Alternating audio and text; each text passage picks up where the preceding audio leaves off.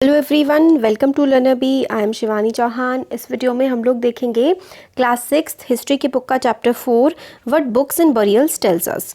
तो इसमें देखिए, one of the oldest books in the world.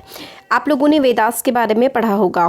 तो वेदास जो हैं, वेद हमारे 4 हैं, ऋग्वेद, सामवेद, यजुर्वेद और अथर्ववेद। सबसे पुराना जो वेद है वो ऋग्वेद है, जिसको लगभग 3,500 साल पहले 3,500 ईयर्स अगो इसको जो है कहते हैं कि कंपोज किया गया था, बनाया गया था। ऋग्वेद में थाउजेंड्स ऑफ हाइम्स हैं। हाइम्स मतलब आप कह लीजिए मंत्र हैं, और इसमें सूक्त हैं, मतलब वेल सेड, कुछ अच्छी बातें हैं। ये हाइम्स जो हैं ये गॉड की, देवताओं की जो है, देवियों की, देवताओं की क्या है, प्रेज में, उनकी तारीफ में ये बोले गए हैं।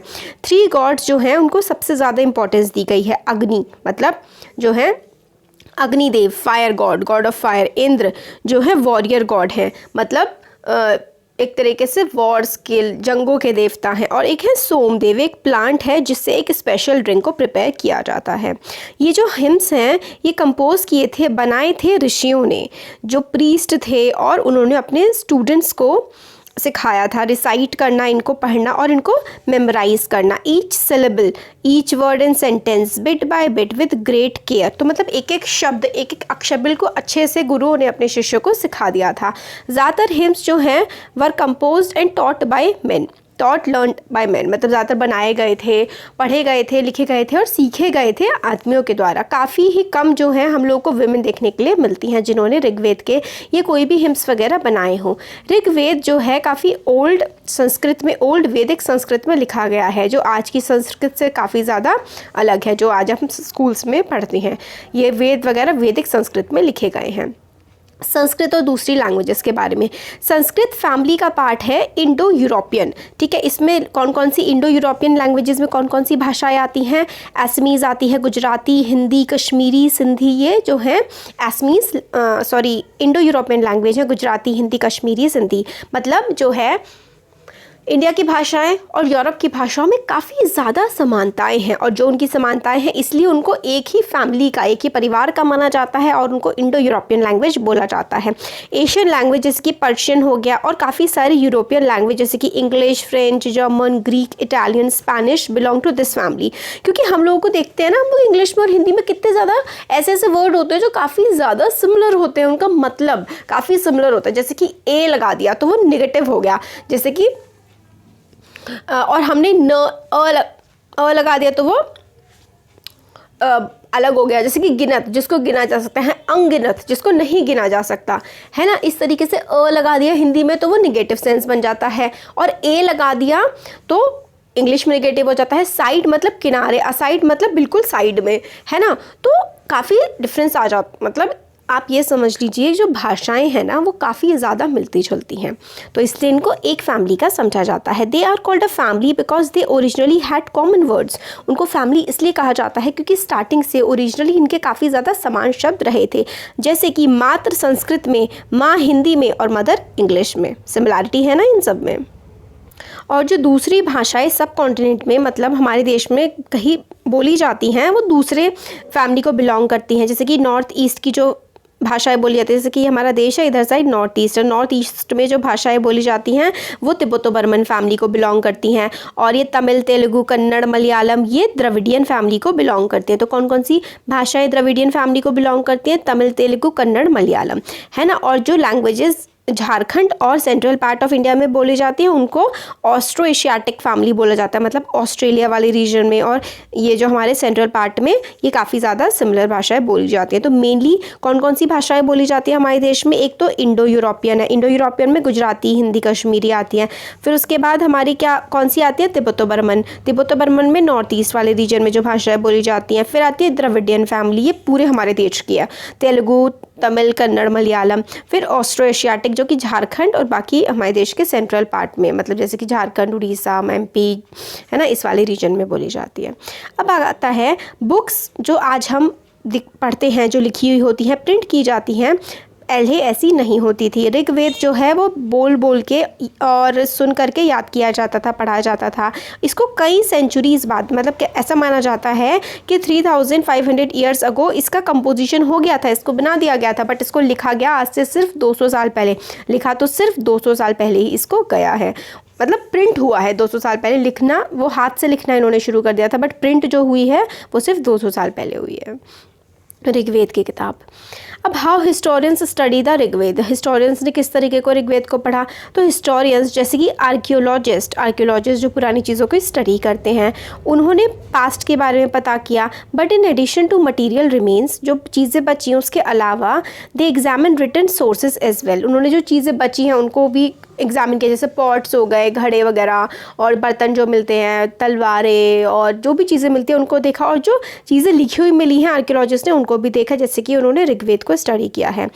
कुछ जो हिम्स हैं ऋग्वेद के वो डायलॉग्स की फॉर्म में हैं, डायलॉग्स मतलब बातचीत की फॉर्म में हैं, और this is part of one such hymn, a dialogue between sage named Vishvamitra and 2 rivers, तो 2 रिवर्स के बीच में और विश्वामित्र के बीच में संवाद है। डायलॉग का मतलब होता है संवाद, बातचीत। तो विश्वामित्र और बियाज और सतलुज, ठीक है, that were worshipped as goddesses, तो बियाज और सतलुज को देवियों की तरह पूजा जाता था नदी को, और विश्वामित्र और बियाज और सतलुज के बीच में डायलॉग्स, बातचीत देखने के लिए हमें मिलती है। तो इससे हमें क्या समझ में आता है कि ये जो वेद हैं ये पंजाब वाले रीजन में, बियाज सतलुज उसी रीजन में बहती है, वहाँ पर पहले लिखे गए होंगे या रचे गए होंगे।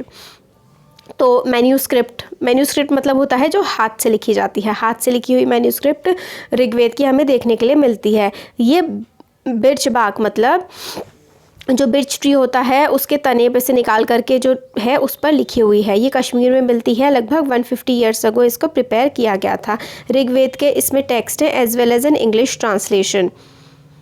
ट्रांसलेशन भी इसका हम लोग को देखने के लिए मिलता है, और जो आज पुणे की एक लाइब्रेरी में रखा गया है। विश्वामित्र एंड द रिवर्स, तो विश्वामित्र कहते हैं O rivers come down from the mountains like 2 swift horses like 2 shining cows that lick their calves, तो मतलब ये कहते हैं विश्वामित्र की जो नदियों तुम नीचे आ जाओ, जैसे कि माउंटेन से घोड़े नीचे आते हैं इतने प्यार से आ जाओ, चमकती हुई गाय की तरह जो कि अपने बछड़े को जैसे चाट रही होती हैं। You move like chariots to the sea through the power of Indra, you are full of water and wish to unite with another, तो मतलब तारीफ एक तरह से की जा रही है। विश्वामित्र और रिवर्स के बीच में बातचीत ये दिखाते हैं। अब आता है cattle, horses and chariots. Cattle होते हैं जानवर जो दूध देने वाले जानवर होते हैं ज़्यादातर, हॉर्सेस घोड़े हो गए, चैरियट्स रथ। तो काफ़ी सारी प्रेयर्स जो हैं हमें ऋग्वेद में देखने के लिए मिलती हैं कैटल्स के लिए, बच्चों के लिए, स्पेशली लड़कों के लिए, हॉर्सेस घोड़ों के लिए, इन सब के लिए प्रेयर्स देखने के लिए मिलती हैं। Horses were yoke to chariots that were used in battles, मतलब बांधे जाते थे हॉर्सेस जो हैं उनके, चैरियट्स मतलब क्या होते हैं, रथ के आगे घोड़े बांधे जाते थे जो कि बैटल्स में, जंगों में इस्तेमाल उनका किया जाता था। विच वर फॉट टू कैप्चर कैटल, और ज़्यादातर जंगें एक दूसरे की कैटल्स को कैप्चर करने के लिए होती थी। मतलब पहले क्या होता था ना, जो पैसा होता था, पैसा तो ऐसा होता नहीं था जैसा आज होता है पेपर का, पहले जो धन, गौधन मतलब गाय को धन माना जाता था। तो लड़ाइयाँ भी गाय, एक जैसे कि 2 क्लैंस होते थे, क्लैश ऑफ क्लैंस देखिए आपने, गेम वेम खेले हैं उसके, तो क्लैंस मतलब 2 अलग अलग एक तरीके से आप इलाके समझ लीजिए, एक दूसरे से जंग करते थे, एक दूसरे की गाय को वो हड़पने के लिए। Battles were also fought for land, ज़मीन के लिए भी। Which was important for pasture मतलब चरवाहा करने के लिए, अपनी गाय भैंसों को चराने के लिए भी तो ज़मीन चाहिए, तो उसके लिए भी जंगें होती थी। And for growing hardy crops that ripened quickly such as barley, और बार्ली जैसी फसलें उगाने के लिए जो काफ़ी ज़्यादा जल्दी उग जाती थी, और क्योंकि जानवर इनको ही खाते हैं। सम बैटल्स वर फॉट पानी के लिए और लोगों को कैप्चर करने के लिए भी। Some of the wealth that was obtained was kept by the leaders. Some was given to the priest and the rest were distributed among the people. और जो जंगों के बाद जो वेल्थ आती थी वो कुछ अपने पास जो लीडर होता था उनका, एक तरह से राजा, वो रख लेता था, कुछ जो है ब्राह्मण को दी जाती थी और बाकी लोगों में बांट दी जाती थी। Some wealth was used for performance of यज्ञ और sacrifices in which offerings were made into the fire. और यज्ञ होते थे तो जो ऑफरिंग्स दी जाती थी, जो भी लूट पाट करके मतलब जंग में जीत करके लाया जाता था, उसको एक तरीके से भगवान को प्रसाद के रूप में दिया जाता था। यज्ञ होते थे, हवन होते थे। These were meant for gods and goddesses, gods और गॉडेसेस को दिया जाता था। Offerings could include ghee, grain and in some cases animals, तो घी हो गया, अनाज हो गया, और एनिमल्स भी होता था, कई बार बलि टाइप की दी जाती थी। ज़्यादातर आदमी जो हैं वो वॉर्स में पार्टिसिपेट करते थे। देर कोई रेगुलर आर्मी नहीं होती थी, बट असेंबलीज़ होती थी जहाँ पर लोग मिलते थे, डिस्कस करते थे कि किस तरीके से वॉर होगी या फिर शांति बहाल होगी। लोग अपने लीडर्स को खुद चूज़ करते थे, और जो लीडर्स वो लोग चूज़ करते थे ना, वो ब्रेव होते थे और काफ़ी ज़्यादा स्किलफुल वॉरियर्स होते थे। मतलब राजा का बेटा राजा वाला कॉन्सेप्ट तब तक नहीं आया था। जो इच्छुक होता था या फिर जो काफ़ी ज़्यादा एक तरह से आप कह सकते हैं काबिल होता था, उसको ही अपना लीडर चुना जाता था। वर्ड्स टू डिस्क्राइब पीपल, अब लोगों को कैसे डिस्क्राइब करते थे? सेवरल वेज थे जिससे लोगों को डिस्क्राइब किया जा सकता था इन टर्म्स ऑफ जो वो काम करते थे, किस तरीके की वो भाषा बोलते थे, कहाँ वो रहते थे, उनकी फैमिली कैसी होती थी, किस कम्युनिटी को या फिर किस कल्चरल प्रैक्टिसेस को वो फॉलो करते थे। कम्युनिटी मतलब होता है पूरा समाज, है ना। तो अलग अलग वर्ड्स यूज़ किए गए हैं ऋग्वेद में डिस्क्राइब करने के लिए।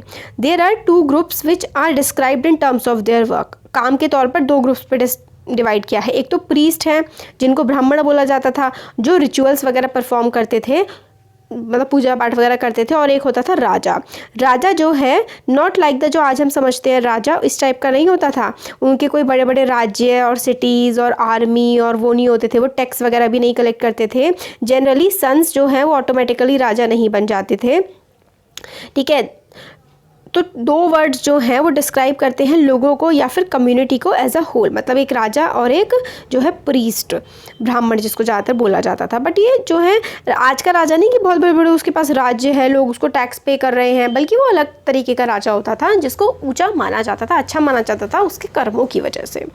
वन ऑफ द वर्ड, एक वर्ड हमें जन देखने के लिए मिलता है जिसका आज भी जन का मतलब है क्या है, विच वी स्टिल यूज। जन मतलब लोग, है ना। अदर वर्ड है विश, विश वर्ड होता है वैश्य से, which comes from wish. Wish का मतलब हम लोग अभी चैप्टर 5 में आगे पढ़ेंगे। विश में क्या जो है ना, ये शब्द है जैसे कि वैश्य जो व्यापारी लोग होते थे उनके लिए इस्तेमाल किया जाने लगा था। Several vish or janas are mentioned by name, we find reference to the Purujana or vish, the Bharat जना और वेश, द यदुर्जन और वेश, ठीक है। यदुर्जन यदु के जो लोग हैं, भारत जन भारत के जो लोग हैं, इस तरीके से इस्तेमाल होता था। Do any of these name sound familiar? हाँ, है ना। भारत जन भारत के लोग, यदुर यदुरवासी, यदुर जो है कृष्ण भगवान की जो नगरी थी, पुर, है ना, ये इलाकों के नाम हैं, इन इलाकों में रहने वाले लोग। समटाइम्स कभी कभार पीपल जो थे ना, जो कि कंपोज करते थे हिम्स, खुद को आर्यंस बोलते थे। हिम्स मतलब जो श्लोक वगैरह बनाते थे ऋग्वेद वगैरह के, वो खुद को आर्यंस कहते थे। और इनके जो अपोनेंट्स होते थे, मतलब जो इनके दुश्मन होते थे, उनको ये दास या फिर दस्यूस, दास इनके नीचा कहा जाता था, क्योंकि अपोनेंट्स जो दुश्मन है तो उनको नीचा समझते थे ये लोग। तो जो दास होते थे ना, ये लोग सेक्रीफाइस वगैरह परफॉर्म नहीं करते थे, ये लोग अलग भाषा बोलते थे। और लेटर जो है दास का टर्म जो है दासी केम टू मीन स्लेव्स। दास का मतलब पहले वो नहीं होता था कि नीचा या फिर कोई आपका जो नौकर है, पहले दास होता था अपोजिट कि आपका दुश्मन है उसके लिए। और फिर धीरे धीरे ये वर्ड जैसे आगे बढ़ा तो दास का फेमिनिन औरत वर्जन दासी बन गया और दास का मतलब स्लेव हो गया। Slaves were women and man who were often captured in war. Slaves या फिर दास कौन होते थे? जिनको जंगों के बाद जीत लिया जाता था, और they were treated as a property of their owners. ऐसे ट्रीट करते थे जैसे कि मतलब एक तरह से कोई सामान हो वो, और काफ़ी अच्छा व्यवहार नहीं किया जाता था। They could make them so what ever they work they wanted, और मतलब उनसे जो भी काम करवाना चाहता था मालिक वो करवाता था। While Rigveda was being compose in the north west of the subcontinent, there were other developments elsewhere. मतलब नॉर्थ वेस्ट का जो रीजन है ना, आप कह सकते हैं पंजाब वाला, कश्मीर वाला, है ना, हरियाणा और दिल्ली वाला, ये वाला नॉर्थ वेस्ट वाला पार्ट आता है इंडिया का। ये ऋग्वेद यहीं पर बनाए गए थे। अब और बाकी जगह क्या क्या चल रहा था? Silent sentinels, the story of the megaliths. तो इलस्ट्रेशन हम नेक्स्ट पेज पे वाला जो देखते हैं, ये देखिए, ये काफ़ी मेगालिथ समय, मतलब मेगा का मतलब होता है बड़ा, लिथ्स का मतलब होता है पत्थर, तो मेगालिथ का मतलब हो गया बड़े पत्थर, है ना। तो मेगालिथ हमें देखने के लिए मिलते हैं। द स्टोन बोल्डर्स मतलब बड़े बड़े पत्थर are known as megaliths, literally बड़े स्टोन्स, केयरफुली अरेंज किए गए हैं लोगों के द्वारा, and were use to mark burial site. Burial site मतलब जहाँ पर लोगों को दबाया जाता है मरने के बाद। Practice of erecting megaliths begin around 3000 साल पहले, 3000 ईयर्स अगो मेगालिथ्स बनाने की, बरियल्स लगाने की प्रैक्टिस स्टार्ट की गई थी। और पूरे डेक्कन के रीजन में, मतलब साउथ इंडिया वाले रीजन में, नॉर्थ ईस्ट में, कश्मीर में काफ़ी ज़्यादा प्रेवलेंट थी। तो ये देखिए, ये बरियल्स वगैरह किस तरीके से बनाए जाते थे, मतलब लोगों को दफनाने के लिए बरियल्स बनाए गए हैं, है ना। सम इम्पॉर्टेंट मेगालिथ साइट्स जो कि मैप 2 में हम लोगों को पिछले चैप्टर 1 में हम लोगों ने देखा था ना मैप, तो उसमें मेगालिथ्स की साइट आप लोग अभी खोल के देखेंगे तो उसमें साइड में मेगालिथ्स की साइट लिखी हुई है और बनी हुई है काफ़ी सारी मेगालिथ्स की site can be seen on surface, other megaliths burial are found underground. मतलब कई बार तो मेगालिथ की साइट हमें ऐसे सरफेस पे मिल जाती है, बट कई बार खुदाई करने पे मिलती है। Sometime archaeologist circle of stone मिल जाते हैं बड़े बड़े, और a single large stone standing on the ground, मतलब बड़ा सा स्टोन स्टैंड हुआ मिल जाता है, या फिर इस तरीके के जो ये पिक्चर बना रखी है इस तरीके के बरियल्स भी देखने के लिए मिल जाते हैं। कई बार अंडर दबे हुए भी बरियल्स मिलते हैं। This type of megalith is known as cist. इस तरीके का जो मेगालिथ होता है इसको हम लोग सिस्ट कहते हैं। Some cist like one shown here have port holes and which could be use as an entrance. तो एंट्रेंस पोर्ट होल्स की तरह भी होता है कि अंदर जाने के लिए भी इसका इस्तेमाल कर सकते हैं, कुछ में अंदर जाने के लिए भी जगह होती है।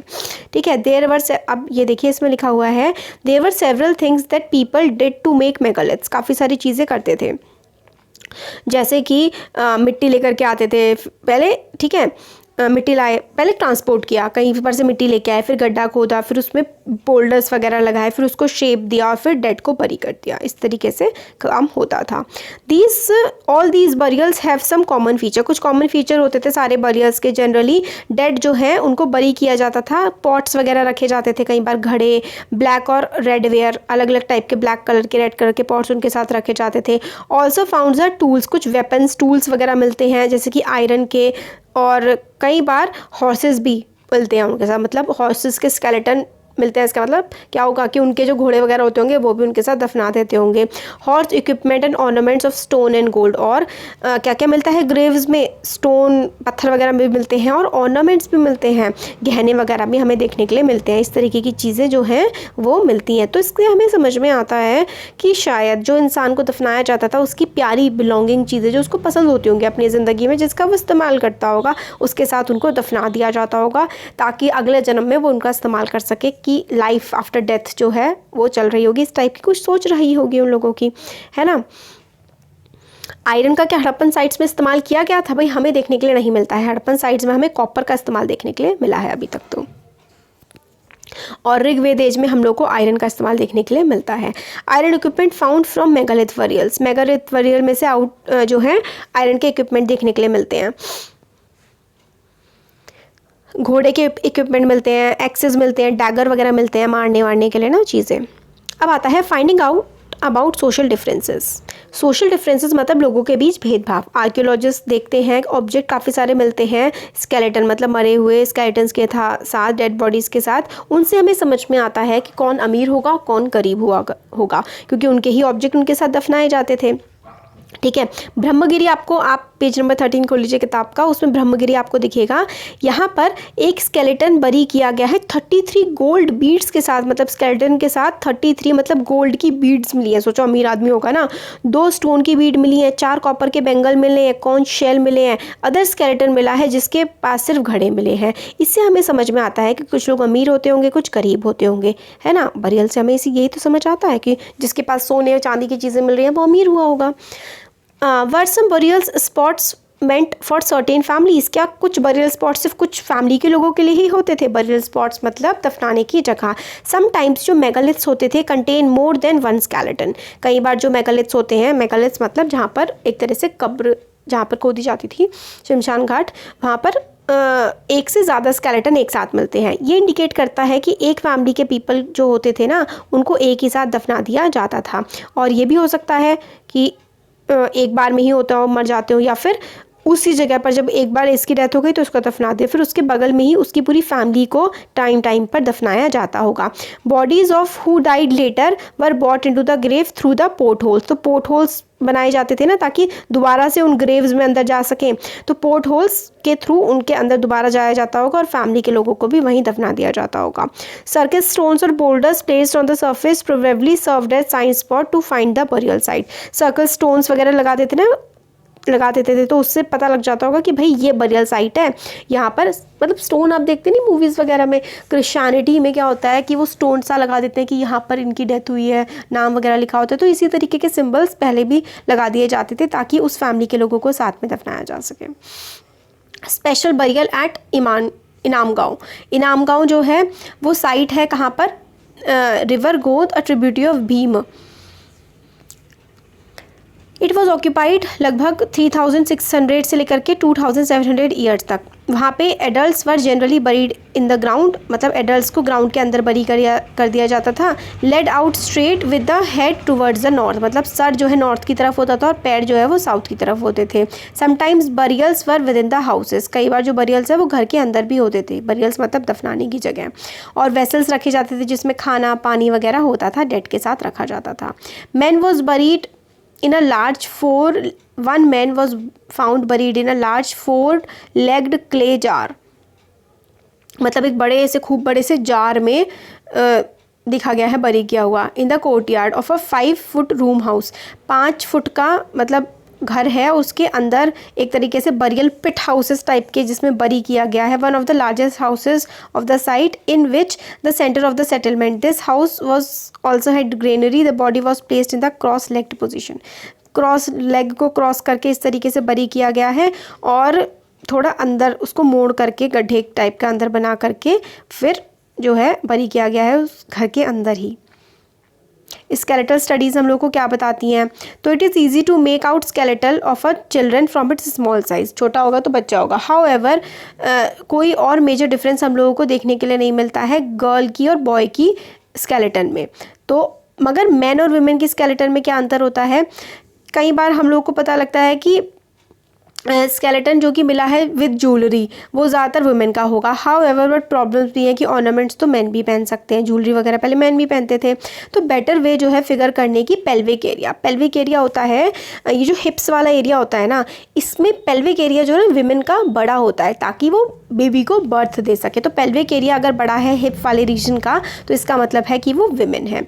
तो यही डिस्टिंक्शंस आज मॉडर्न स्केलेटल में भी होती हैं और तब भी होती होंगी, इससे हम पता लगा सकते हैं शायद कि वो मैन का है या विमेन का। आज से 2000 साल पहले फेमस फिजिशियन हुए थे जिनका नाम था चरक। उन्होंने एक किताब लिखी थी चरक संहिता, उसमें ह्यूमन के स्टेट्स के मतलब पूरे बारे में लिखा गया है कि ह्यूमन में 360 बोन्स होती हैं और this is much larger number than the 200 bones that are recognized in modern anatomy. Modern anatomy में तो लगभग 200 बोन्स कहीं है, चरक ने लिखी थी 360 बोन्स, है ना।